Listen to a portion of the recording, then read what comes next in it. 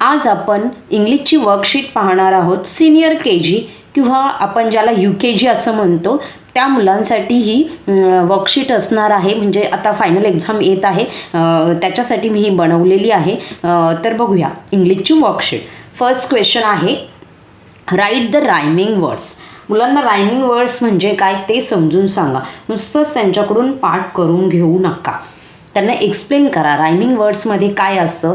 एक वर्ड असतो त्याचा जो पूर्ण वर्डचा जो साऊंड असतो त्याच्याच रिलेटेड दुसरा वर्ड तुम्हाला लिहायचा असतो, पण त्या दुसऱ्या वर्डचं फर्स्ट लेटर असतं ते वेगळं असतं. बाकी सगळे लेटर्स त्या वर्डमधले बाकी सगळे लेटर तुम्हाला सेकंड वर्डमध्ये पण मिळणार आहेत. फक्त फर्स्ट लेटर किंवा फर्स्ट लेटरचा साऊंड. मग कधी कधी तो जोड शब्द असेल तर दोन लेटर एकत्र येऊन जेव्हा साऊंड बनतो तेव्हा मग ते दोन लेटर असेल. अदरवाईज एकच लेटर असणार आहे जो वेगळा असणार आहे. बाकी तुम्हाला स्पेलिंग सेमच लिहायचं आहे. फर्स्ट लेटरचं जे फर्स्ट वर्डचं जे आहे तेच. तर आता इथे बघा एक्झाम्पल पाहूया.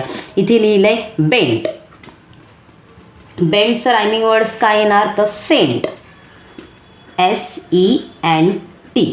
बघा मुलांना इथे एक्सप्लेन करा. इकडे बघा फक्त इकडे बीने स्टार्ट झाला आहे हा वर्डची स्पेलिंग आणि इकडे एसने स्टार्ट झाली. बाकी तिन्ही लेटर सेम आहे. इकडे पण ENT इकडे पण ENT.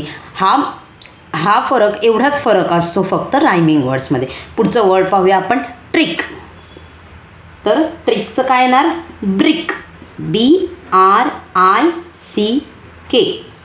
इथे इक. इथे पण आहे इथे पण आहे. इथे ट्रच्या जागी आपण ब्र वापरलेला आहे. किंगचं रायमिंग वर्ड्स काय येणार रिंग. RING. लिंकचं काय येणार पिंक. PINK. बॉलचं मॉल. मॉल येईल कॉल येईल. फेलचं मेल. MELL. बघा इथे F तर इथे M आहे. बाकी तिन्ही लेटर सेम आहेत. बिलचं dill. DILL. Full mull. MULL. Fish mish. MISH. Catch match. MATCH. Next bank rank. RANK. इथे बघा इकडे ब आहे इथे ANK आहे इथे पण ANK आहे. वेगळं काय आहे R. Bath path. PATH. मुलांना रायमिंग वर्ड समजून सांगा. रायमिंग वर्ड्स खूप सोपे असतात.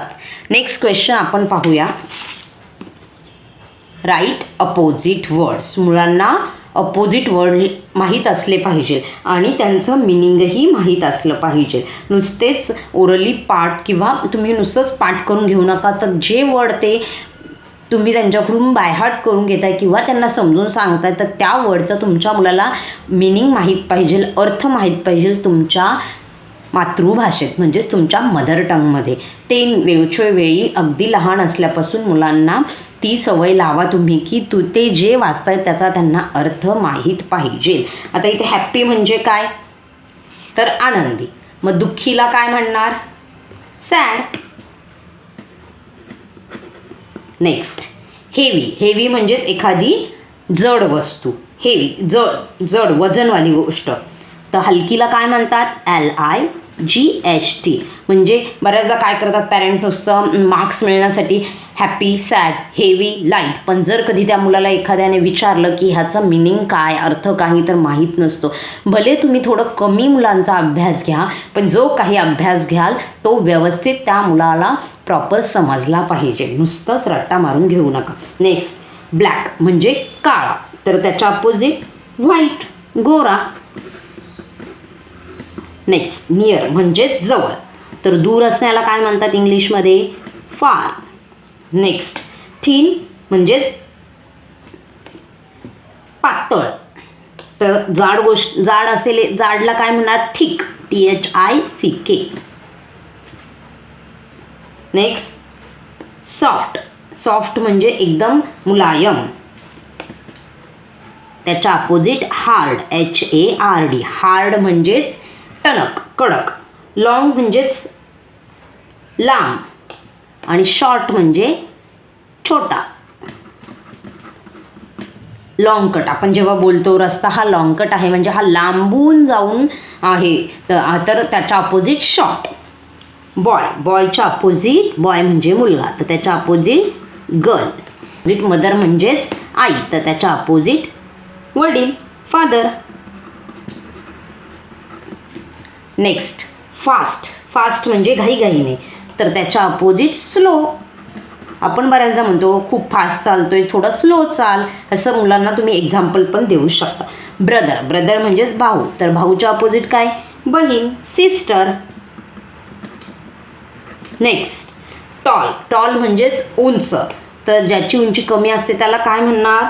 Short, SHORT. क्वेश्चन आहे थर्ड मुलांसाठी. Write these or those for the following. खाली काही पिक्चर दिलेले आहेत, त्यातल्या काही पिक्चर्स तुम्हाला दीज लिहायचे, तर काही पिक्चरना दोज लिहायचे. पण यासाठी मुलांना दीज आणि दोजमधला फरक तुम्हाला पहिला एक्सप्लेन करायचा आहे. जेव्हा एखादी गोष्ट एकापेक्षा जास्त असते आणि ती आपल्या जवळ असते तेव्हा त्याला काय यूज करतात? दीज. आणि एखादी गोष्ट जेव्हा जास्त असते आणि आपल्यापासून दूर असते म्हणजेच लांब असते तेव्हा तिच्यासाठी वापरतात दोज. तर इथे मग मुलांना एक्सप्लेन केल्यावर तुम्हाला मुलांना इथे विचारायचं, ही कॅप आपल्या नियर आहे म्हणजेच जवळ आहे. आत्ताच आपण अपोजिट वर्ड पाहिले, नियर अँड फार. तर ही कॅप आपल्या जवळ आहे का लांब आहे? तर ही नियर आहे. मग काय येणार? इथे दीज येणार. आणि हे जे काही पिक्चर इथे दिसत आहे हे बन्सचं, दीज आर कॅप्स. हे बन्स आपल्या जवळ आहेत का लांब आहेत? तर फार आहे. तर मग काय येणार? Those, THOSC. जेव्हा गोष्टी आपल्या जवळ असतात आणि एकापेक्षा जास्त म्हणजे मोर दॅन वन असतात तेव्हा तिथे दीज येणार. आणि जेव्हा कोणतीही गोष्ट म्हणजे गोष्टच नाही, कोणतीही थिंग्स, आपल्या वस्तू, माणूस म्हणजे कोणीही असो, आपल्या जेव्हा जवळ असतं आणि एकापेक्षा जास्त असतं मोर दॅन वन, तर दीज वापरायचं. एवढं सोपं आहे दीज दोज समजून सांगणं. आणि जेव्हा मोर दॅन वन असेल आणि आपल्यापासून फार अवे असेल, लांब असेल, तर दोज वापरायचं. मग मुलंच पटपट तुम्हाला आन्सर सांगतील. दीज आर स्टार, कारण की ते जवळ आहे. These are towels. Next these are bags का दोज आर बॅग्स? तर दोज आर बॅग्स, कारण त्या बॅग्स आपल्यापासून लांब आहेत. नेक्स्ट डॅश आर पेन्सिल, तर दीज, कारण की जवळ आहेत. ह्या कुकीज पण जवळ आहेत, दीज आर कुकीज. हे जे कप्स आहेत आपल्यापासून लांब आहेत, सो दोज आर कप्स. एवढं सोपं सेल्फबद्दल. माय नेम इज, तुमच्या मुलाचं जे नाव असेल ते मुलाला तिथे लिहायला लावा. आता इथे मी सध्या वेदांतच नाव घालत आहे. My name is Vedant. I am a boy. तुमची जर मुलगी असेल तर इथे गर्ल लिहायला सांगायचं. Next I am a dash year old. तर तुमचा मुलगा मुलगी किती वर्षाची आहे ते इथे त्याला लिहायला सांगायचं आहे. सो 5. आत्ता वेदांत 5 इयरचं नाही, पण मी इथे नाव लिहिलं आहे त्यामुळे मी खालची डिटेल्स, सिनियर KGच्या मुलाचं वय 5 इयर्सचं असतं. Next I study in senior KG किंवा UKG लिहू शकता तुम्ही. Senior SR.KG, senior KG. I live in, तुम्ही कुठे राहता ते तुम्हाला तिथं लिहायचं आहे. जर तुम्ही मुंबईमध्ये राहत असाल तर मुंबई, नवी मुंबई असेल तर Navi Mumbai.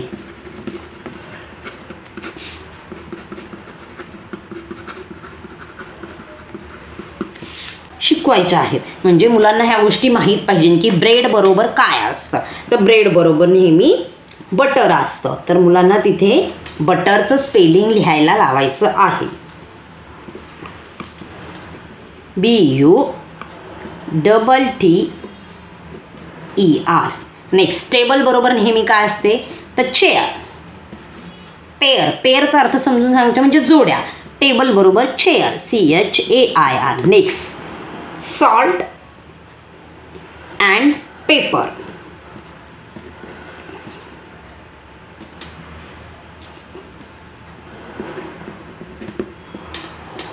Next, lock and key, KEY. Next, pen and paper.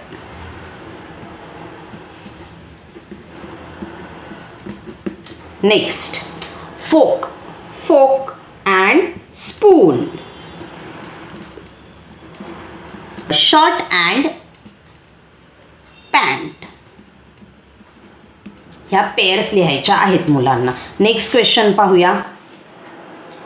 Complete the question using the correct question word. म्हणजे मुलांना WH क्वेश्चनही इंट्रोड्यूस तुम्हाला करायला लागणार, तेव्हाच ते हे सॉल्व करू शकतात. या प्रत्येक गोष्टीचा ह्या WH जे क्वेश्चन WHने सुरुवात होतात आपले सगळे क्वेश्चन, त्या प्रत्येक वर्डचा मुलाला अर्थ माहीत पाहिजे, तरच ते हे आन्सर सॉल्व करू शकतात.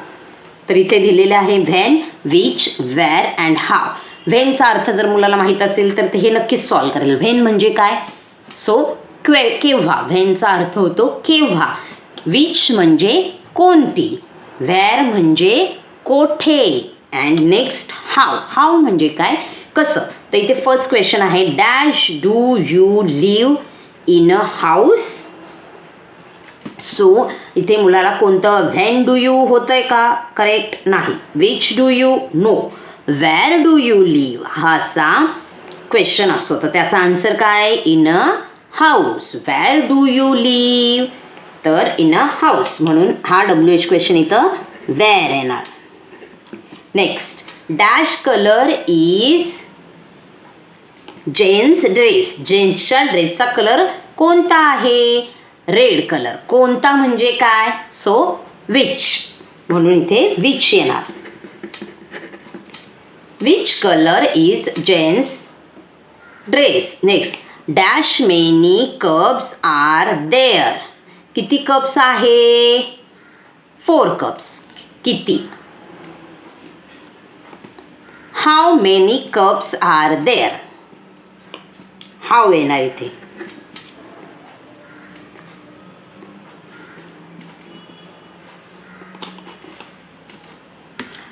Next, dash is your birthday in June. असा आन्सर आहे इथे. इन जून म्हणजेच तुझा बर्थडे केव्हा असतो? तर केव्हा म्हणजे काय? व्हेन. केव्हा किंवा जेव्हा. When. Next, dash old are you. Answer आहे 5 इयर. म्हणजेच याचा आन्सर काय आहे? क्वेश्चन काय आहे? How old are you.